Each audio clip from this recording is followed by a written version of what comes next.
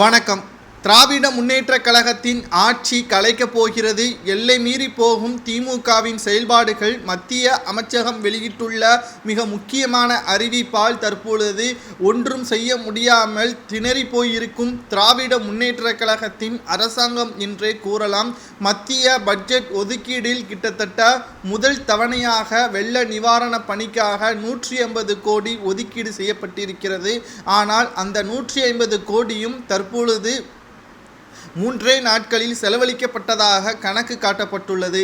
மேலும் செலவுகளை பார்ப்பதற்காகவும் பணி திட்டத்தை மேற்பார்வை பார்ப்பதற்காகவும் நேற்று மத்திய செயலாளர் வந்தபொழுது எந்த ஒரு நடவடிக்கையும் மேற்கொள்ளாமல் கிடப்பில் கிடந்ததால் கிட்டத்தட்ட ஊழலை முதல் வாரத்திலேயே செய்துவிட்டார்களா, பட்ஜெட் தாக்கல் செய்து முதல் தவணையில் இந்த ஊழல் நடைபெற்று இருப்பதாக தற்பொழுது அதிகாரப்பூர்வமான அறிவிப்பை மத்திய செயலாளர் வெளியிட்டிருப்பதால் திராவிட முன்னேற்ற கழகத்திற்கு எவ்வளவு கோடிகள் கொடுத்தாலும் அது மக்களுக்கு செலவழிக்க மாட்டார்கள். திமுகவின் குடும்பம்தான் அதை அனுபவிக்கும் என்று தமிழக பாஜக தலைவர் அண்ணாமலை அவர்கள் கடுமையான குற்றச்சாட்டை முன்வைத்திருக்கிறார்.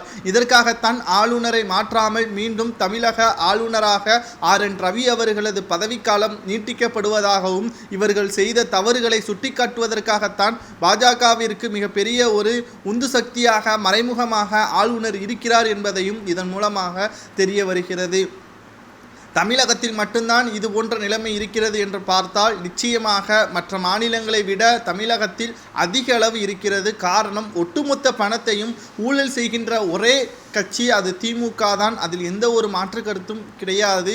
கஜா புயலாக இருக்கட்டும், சென்னையில் மழை வெள்ளத்தால் பாதிக்கப்பட்ட போது மழைநீர் வடிகால் திட்டத்திற்காக 6000 கோடி ஒதுக்கீடு செய்யப்பட்டதாக திராவிட முன்னேற்ற கழகம் கூறியது. சென்னை மேயர் அவர்கள் எந்த மழை பெய்தாலும் ஒரு துளி அளவு கூட தேங்காது என்று கூறியிருந்தார். அவர் கூறி 3 மாதத்திற்கு பிறகு மிக பெரிய கனமழை ஏற்பட்டு வெள்ளத்தின் காரணமாக எல்லா பக்கமும் தண்ணீர் தேங்கியதும் 6000 கோடி என்னாச்சு என்ற கேள்வியும் பொதுமக்கள் மேயர் வீட்டிற்கே சென்று பிரச்சனை செய்ததையும் நம்மால் பார்க்க முடிந்தது.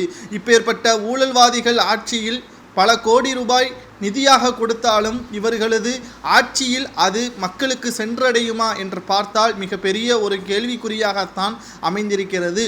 தற்பொழுது வரை திராவிட முன்னேற்ற கழகத்தின் ஆட்சியின் செயல்பாடுகள் சீரோவாகத்தான் இருக்கிறது. தமிழக மக்களுக்கு மாதம் மாதம் பெண்களுக்கு 1000 ரூபாய் கொடுத்து கொண்டு இருக்கிறார், இளைஞர்களுக்கு 1000 ரூபாய் கொடுத்து கொண்டிருக்கிறார். அதை தவிர எந்த ஒரு சிறப்பான நல்ல திட்டத்தையும் இதுவரைக்கும் அவர் சொன்னதை அமல்படுத்தவில்லை. இப்பேற்பட்ட திராவிட முன்னேற்ற கழகத்தின் ஆட்சி தமிழகத்தில் தொடரலாமா என்பதை கமெண்ட் வாயிலாக மறக்காமல் கூறுங்கள். நன்றி, வணக்கம்.